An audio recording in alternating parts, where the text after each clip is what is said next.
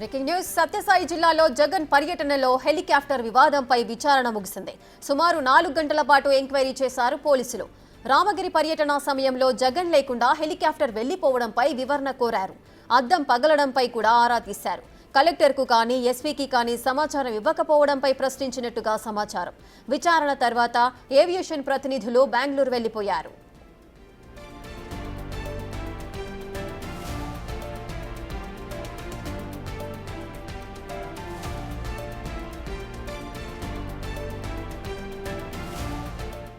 సత్యసాయి జిల్లాలో జగన్ పర్యటనలో హెలికాప్టర్ వివాదంపై విచారణ ముగిసింది. విచారణకు సంబంధించిన పూర్తి డీటెయిల్స్ మా ప్రతినిధి యోగానంద్ అందిస్తారు. Yoganand.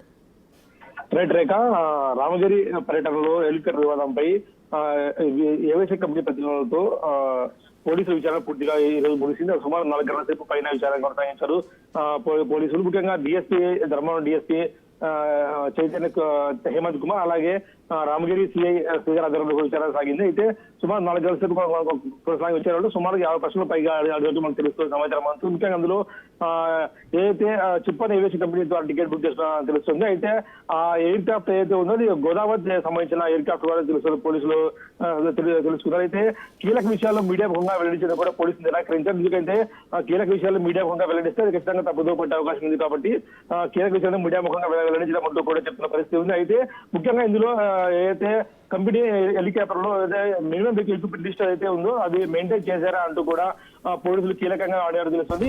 Minimum equipment list maintain చేయకుండానే ఎందుకు ఫ్లై అయ్యారు, అదేవిధంగా చీఫ్ ఇంజనీర్ లేకుండానే ఎందుకు విమానాన్ని తరలించారు. ముఖ్యంగా అయితే హెలికాప్టర్ చాపర్ కు చిన్న చిన్న దెబ్బలు తగిలాయో ఉన్నాయో అవన్నీ కూడా చీఫ్ ఇంజనీర్ పరిశీలించిన తర్వాత ఆయన అనుమతి తీసుకుని మాత్రమే హెలికాప్టర్ ఫ్లై కావాల్సి ఉంటుంది. అవన్నీ లేకుండా ఎందుకు మీరు వెళ్ళారు, అది కాకుండా డెస్టినేషన్ ప్రాంతానికి కాకుండా వేరే ప్రాంతానికి మీరు ఎందుకు వెళ్ళారంటూ కూడా పలు ప్రశ్నలు తెలుసు. అయితే ఇందులో కూడా మెయిన్ పైలట్ ఏవైతే ఉన్నారో అనిల్ కుమార్ ఆయన విచారణకు రాలేదని సమాచారం అందుతుంది మనకు. ఆయన కాకుండా కో పైలట్ శ్రేయస్ కుమార్ జే, దాంతో పాటు లాయర్ రతన్దీప్ మాత్రమే విచారణకు హాజరయ్యారు.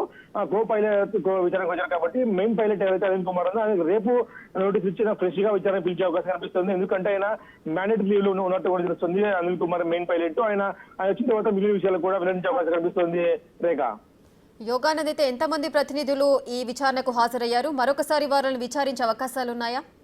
ఖచ్చితంగా కనిపిస్తుంది. ఎందుకంటే ఇవాళ మెయిన్ పైలట్ రాలేదు కాబట్టి కో పైలట్ తో పాటు ఆయన లాయర్ మాత్రం విచారణకి ఇవాళ వచ్చారు. మొదటంతా కూడా పైలట్ కో పైలట్ వచ్చారనుకున్నారు. కానీ తీరా చూస్తే విచారణ ముగిసిన తర్వాత కో పైలట్ లాయర్స్ కూడా వచ్చారు తెలుస్తుంది మనకు.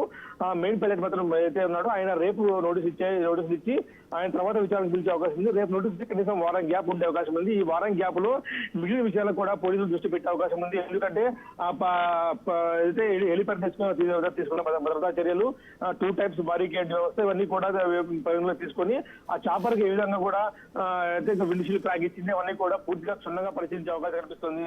రేఖ. Right, thank you Yoganand. Thanks for the details.